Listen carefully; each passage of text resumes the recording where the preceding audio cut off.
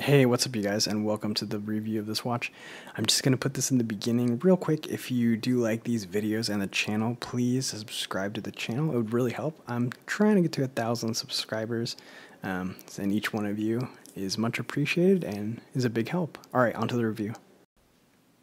Hey, what's up you guys? So today we're here with one of the new Seiko 5KXs.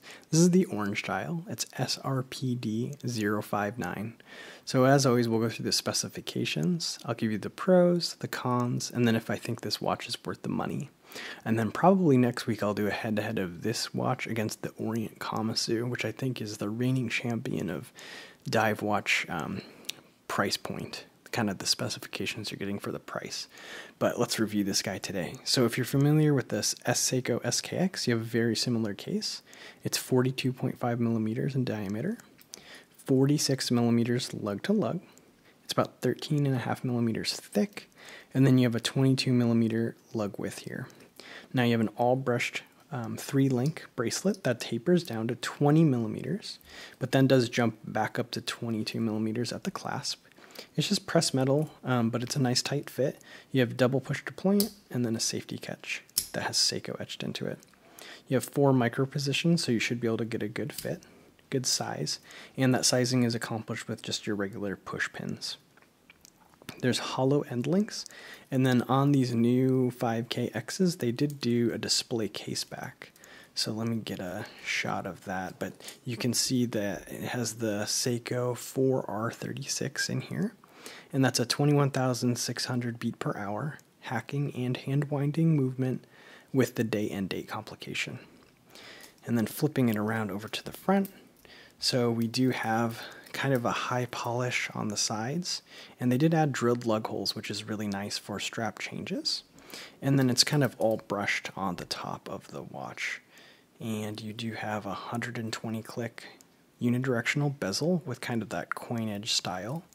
It's pretty easy to turn, and the action is, if you're familiar with the Seiko SKX, it's a little bit like that action.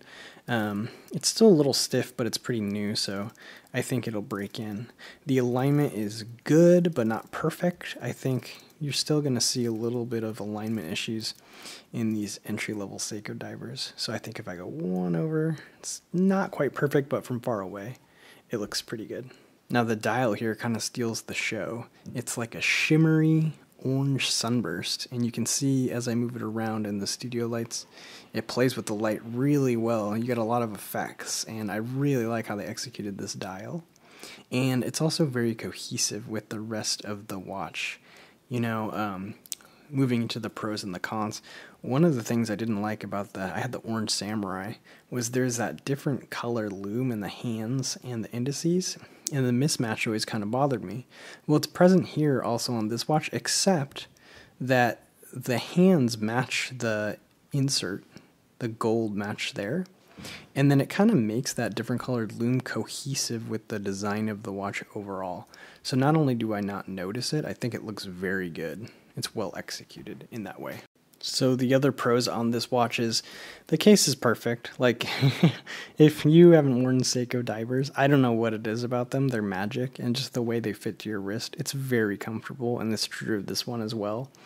And then the Lume bright, of course. Seiko's lume is next level, and it's very bright on this watch. I'll get you a lume shot.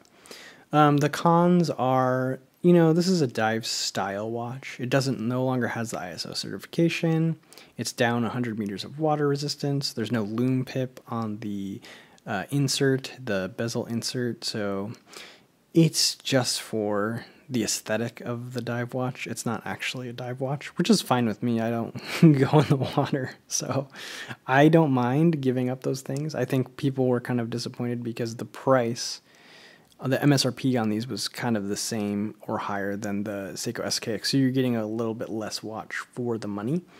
But the prices on these have come down, which leads me to the value for money discussion. If you can get one of these on sale, and I got this for less than $200, I think you are getting something that's worth the money. At MSRP, I don't think you should buy one of these. You could get the Orient Komatsu, which has sapphire, has a lot of other specs that are better than this one.